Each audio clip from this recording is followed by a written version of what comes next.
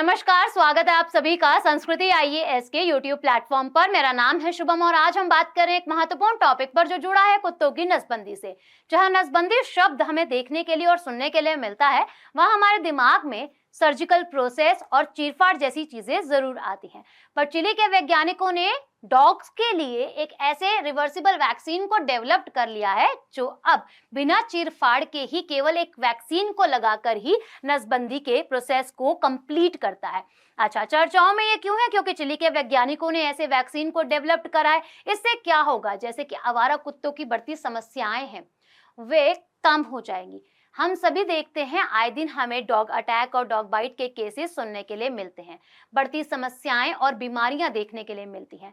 तो अगर इस वैक्सीन का उपयोग किया जाए सही तरीके से तो ऐसी समस्याओं से हम जल्द ही राहत पा सकते हैं।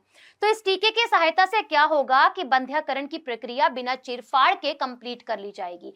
इसी के साथ विश्व में पहला ऐसा कुत्ता कौन सा है जिसके साथ और जिस पर इस वैक्सीन को अप्लाई किया गया, तो इसका नाम है फाइनली दुनिया का पहला ऐसा कुत्ता है जिसका बिना किसी सर्जरी के नसबंदी के प्रोसेस को पूर्ण करा गया है। अच्छा, इसके समस्याएं क्या क्या हैं, यानी कि इससे कौन कौन सी समस्याओं से हमें छुटकारा मिलेगा? तो आवारा कुत्तों की समस्याओं से हमें काफी ज्यादा राहत मिलने वाली है। जैसे कि अगर हम केवल भारत की बात करें तो कुत्तों की बढ़ती समस्याएं और बढ़ती संख्या हमें काफी ज्यादा राहत दे सकती है अगर इस वैक्सीन को लगाया जाए।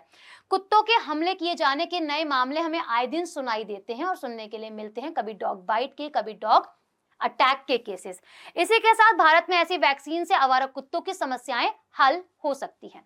अच्छा, बधियाकरण और बंध्याकरण में क्या अंतर है? दोनों क्या है? दोनों ही आप लोगों के शल्य चिकित्सा प्रक्रियाएं हैं और जो नर और मादा दोनों कुत्तों को प्रजनन करने से रोकती हैं, यानी कि अगर हम समझें तो इन्हें ब्रीडिंग करने से और क्रॉस करने से रोकती है।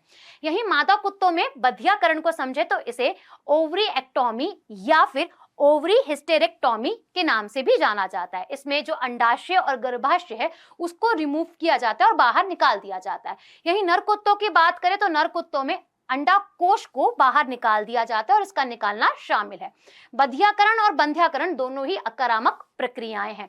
जहां नर कुत्तों को सर्जरी से स्वास्थ्य में लगभग 1 सप्ताह का समय लगता है, वहीं मादा कुत्तों को 7 से 10 दिन लगते हैं। अगर इनका नसबंदी सर्जिकल प्रोसेस से करवाई जाए तो ये ठीक होने में और एक हेल्दी लाइफ के लिए करीबन मेल जो डॉग है वो 7 डेज लेता है और इसी के साथ जो फीमेल डॉग है वो 7 to 10 डेज लेती है।